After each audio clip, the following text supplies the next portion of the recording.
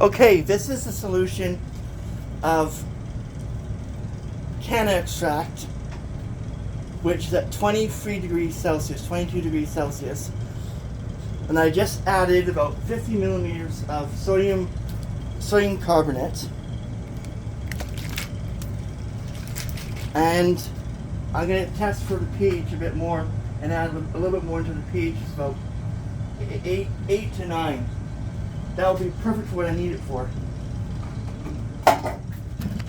Oops. When I tested it was pH 6, which is not high enough for what I need it for. So I'm going to add just a little bit more. Maybe like 20 millimeters of solution. Now we're going to get out some pH paper.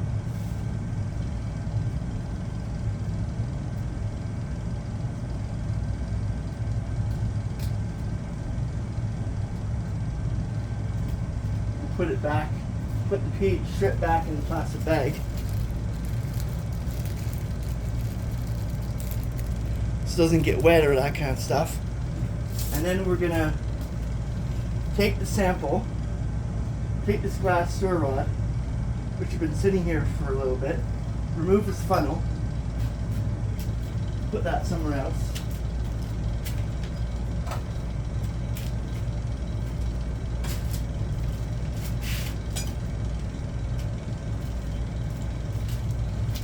I'm basically going to put it in, can you see?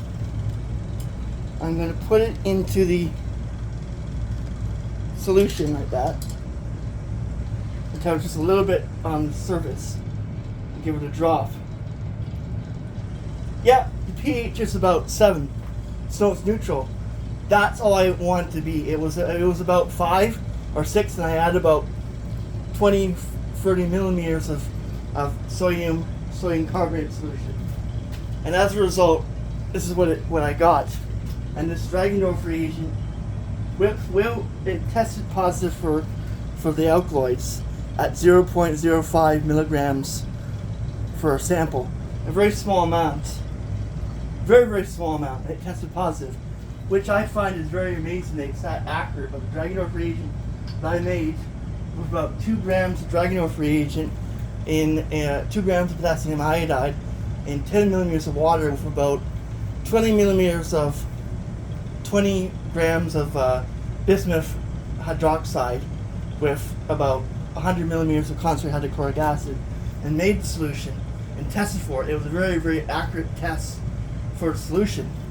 And I'm just gonna run it for a bit, and as you can see, this is a perfect way of making Kanna antidepressant solution, because you're shifting the pH, you're extracting it with mild acid and heat to about 40-50 degrees Celsius, and then you're adding baking sodium carbonate solution. You shouldn't add potassium or other salts, because if you drink that or ingest that could lead to potassium poisoning. So you want sodium or another or something that can drop out of solution.